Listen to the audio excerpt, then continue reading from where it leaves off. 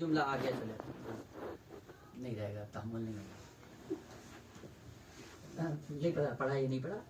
حرکت جوہری نام سنا ہے؟ اللہ سترہ کا ہو گیا کھانا؟ نہیں اچھا چھوٹی بات ہے عرض کر دوں کہ اس کے بعد قدیم جتنے بھی تھے متکلمین وہ کہتے تھے کہ حرکت آراز میں ہوتی ہے، جواہر میں نہیں ہوتی. پڑھیے نا اقسام جواہر کی. جوہر کی ایک قسم نفس انسانی ہے اور دوسری قسم روح انسانی ہے، وہ ابحاث الگ ہے. جوہر اور عرض میں جو فرق ہے وہ کیا ہے؟ یہ پڑھا ہی نہیں پڑھا. علم کلام میں بھی ذکر کیا گیا، فلسفے کی بات نہیں ہے. علم کلام میں بھی کشف المراد اٹھا کر دیکھ لیں، وہاں پہ خواجہ نصیرالدین طوسی نے ذکر کیا ہے اس کو کہ ایک جوہر ایک عرض ہے. عرض کی لکھا ہے کہ اذا وجدت فی الخارج وجدت فی موضوع، ہمیشہ موضوع کی محتاج ہوتی ہے. موضوع ہوگا تو یہ موجود ہوگی، موضوع نہیں ہوگا تو یہ ختم ہو جائے گی. جیسے رنگ کی مثال دیتے ہیں، اگرچہ مثال وہ تشبیہ کے لیے ہے، وہ مثال غلط ہے. یہ رنگ کس پہ قائم ہے؟ دیوار. فرض کیا تو اگر دیوار نہیں ہوگی تو رنگ ہوگا؟ ختم نہیں ہوگا. لیکن وہ بالٹی رنگی ہوتی ہے، بس اسی لیے مثال کا عام. وہ کون سی مثال ہے؟ مثال عرض کی یہ ہے کہ جتنی بھی اس کائنات کے اندر نباتات کی دنیا ہے، ان نباتات کو کہا جاتا ہے یہ جوہر، اور ان نباتات کی جو محصولات ہیں وہ ہیں آراز. شاخیں درخت سے وابستہ ہیں، پتے درخت سے وابستہ ہیں، پھول درخت سے وابستہ ہیں، پھل درخت سے وابستہ ہے. تو آپ پھل کو درخت سے اٹھا لو، کیا ہوگا؟ سڑ جائے گا. اپنے ارتقاء کی طرف نہیں آ سکتا ہے.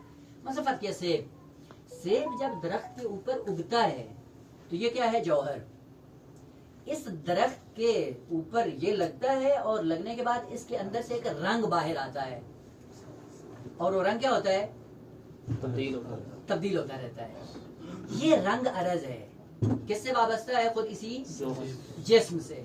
آپ جسم کو ختم کر دیں، رنگ بھی ختم ہو جائے گا. بس آراز ہمیشہ اپنے وجود میں جواہر کی تابع ہوتی ہیں. جواہر ہوں گے تو آراز ہوں گی، اگر جوہر نہیں ہے تو عرض بھی نہیں. متکلمین کہتے تھے کہ حرکت فقط آراز میں ہوتی ہے، جواہر میں نہیں ہوتی. لیکن کائنات خدا کو دیکھا نہیں ہے کہ جس درخت کہتے ہو جوہر ہے، حرکت کر رہے ہیں نہیں کر رہے. نمونہ بہترین، اب اس سے بدیہی ترین نمونہ کوئی بھی نہیں ہو سکتا ہے. نفس سے حقیقت وہ گہری ہے، وہ چلے آپ کو سمجھنا ہے وہ الگ بات ہے. لیکن فلسفے نے آ کر یہ ثابت کیا قرآنی آیات کے سائے میں کہ حرکت فقط آراز میں نہیں ہوتی. آراز میں بھی ہے، لیکن آراز میں حرکت تابع ہوتی ہے جوہر کے. اگر جوہر میں حرکت آتی ہے تو عرض بھی حرکت کرتی ہے، اگر جوہر رک جائے عرض بھی رک جاتی ہے. اسے کہتے ہیں حرکت جوہری. اس جوہر کا ایک مصداق کیا ہے؟ نفس انسانی. اور جب ہم دنیا میں آئے تھے تو ہمارے نفس انسانی کی کیفیت کیا تھی؟ خالی تھا نا.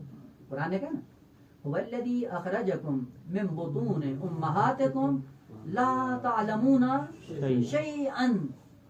کچھ بھی نہیں جانتے تھے. اور ادھر قرآن کیا کہتا ہے؟ 11 قسمیں کھانے کے بعد کیا کہتا ہے؟ فَأَلْهَمَهَا فُجُورَهَا وَتَقْوَاهَا. اعلام کیا یا نہیں کیا؟ تعلیم دی یا نہیں دی؟ دی. ادھر کہتے دیے، ادھر کہتے نہیں دیے. کیا کریں؟ خیر ابھی اس میں تناقض میں نہیں ہے. پہلے ہی بس حرکت ہے نفس کے اندر، نفس ہے جوہر. یہ حرکت کر کے کہاں جائے گا؟ تکامل کی طرف. کہاں سے چلا ہے؟ خاک سے. جانا کہاں ہے؟ قرب خدا تک. یہ قرب خدا تک جانا بغیر حرکت کے ممکن ہے؟ اور یہ حرکت کہاں پہ ہوگی؟ کہ یہ آپ کی ذات کے اندر حرکت ہے، باہر سے نہیں ہے. اپنی ذات کے اندر حرکت کرو، اپنے نفس کے اندر حرکت کرو، نفس کو کسی مقام تک پہنچاؤ، اور نفس ہی کسی مقام تک پہنچے گا تو کسی کمال کو جا پہنچے گا. اسے کہتے ہیں حرکت جوہری. حرکت جوہری جس کو ملا صدرہ نے نام یہ دیا، اللہ حقیقت تھی، نام اس کا بیان کر کے اس حقیقت کو مبرہن کیا قرآنی آیات کے سائے میں. بس حرکت جوہری یہ ہوتی ہے کہ ایک جوہر ابتدائے خلقت میں ناقص ہے، اور پھر اس حرکت تکاملی کے نتیجے میں بڑھنے کے بعد کہاں پہنچ جاتا ہے؟ اپنے کمال کو. کمال الگ تھا، یہ الگ تھا. اس نے حرکتی کمال کو اس نے اپنے وجود کا حصہ بنایا. اب کیا کر گیا؟ یہ ارتقا کو پہنچ گیا. اس کی بہترین مثال کیا ہے؟ گندم کا دانہ. ایک ہی چھوٹا سا تھا نا, وہ کیا کیا ہے جب زمین کے دل میں گیا تو کیا بن گیا؟ حرکت اس نے شروع کر دی. حرکت کیسی ہوئی؟ جب کونپل بنا تو کامل ہو گیا نا, لیکن کونپل کے بعد جب پودا بنا پھر مزید کامل ہو گیا, اور پودا بننے کے بعد جب اس کے اوپر خوشے لگے مزید, اس خوشے کے اندر پھر دانے, اب مزید کامل سے کامل تر ہوتا گیا. کیا تھا؟ چھوٹا سا تھا نا, اب منزل کمال کو. اسی کو کہتے ہیں حرکت جوہری کا. پورا نظام خدا اس کا یہی ہے. ایک نظام ایسا ہے جو تکوین کے سائے میں چل رہا ہے جبری, اور ایک ایسا تکامل ہے جس کو فقط انسان کو دیا گیا ہے کہ تم اپنے ارادے اور اختیار سے اس سفر کو طے کرو گے. کیا تھے ہم؟ تراب, اور جانا کہاں؟ قرب الہی. اور یہ ساری حرکت کیا ہے؟ حرکت ہے جوہری ہے. جوہر انسانی تبدیل ہو رہا ہے. یہ جوہر انسانی جو پہلے جاہل تھا اب عالم ہو گیا, پہلے بے ایمان تھا اب ایماندار ہو گیا, پہلے بدون اسلام تھا اب مسلم ہو گیا, پہلے احسان نہیں تھا وہ آ گیا. اور یہ کمالات بڑھتے گئے نفس انسانی جوہر کی صورت میں ارتقاء کی طرف بڑھتا گیا. اب آئے سورہ واقعہ دعویٰ کیا کہتے ہیں قرآن؟ وَيَقُولُ الْكَافِرُ يَا لَيْتَنِي كُنْتُ تُرَابًا. کہنا ترجمہ معاشر میں کیا کہے گا کافر؟ حسن. کیا ہوتا ہے ترجمہ؟ کاش میں مٹی ہوتا. کیا ہوتا مٹی ہوتا؟ وہ مٹی ہوتا تو پھر کیا ہو جائے گا؟ مطلب وہی جو پہلی حالت ہے. ہاں, یعنی یہاں سے چلتا. کاش خدا مجھے اسی نقطہ آغازین پہ پہنچا دے اور وہاں سے پھر حرکت جوہری کے سائے میں اپنے آپ کو متکامل کر کے قرب الہی پہ آپ پہنچوں. اب اس حرکت جوہری اور اس قرآنی آیت میں کیا فرق ہے؟ کافر کو کیونکہ وہاں پہ سب کو سمجھ آئے گا, اسی لیے فرعون کو سمجھ نہیں آئی.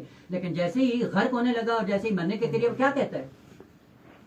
آمنتو. کس کے؟ نہ وہ دوسرا آمنتو برب موسیٰ وہارون, وہ دوسری آیت ہے. یہ کیا کہتا ہے؟ آمنتو کس حقیقت پہ؟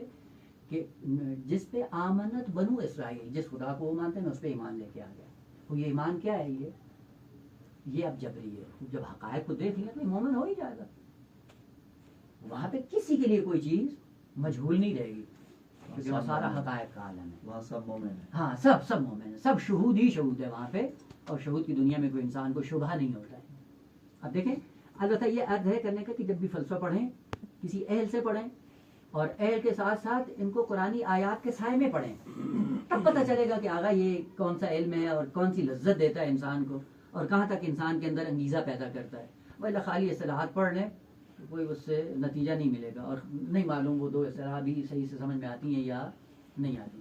وہ ابھی اذان ہونے لگی, ابھی 8 منٹ ہے. خود بیوی کے حوالے ساتھ کروں یا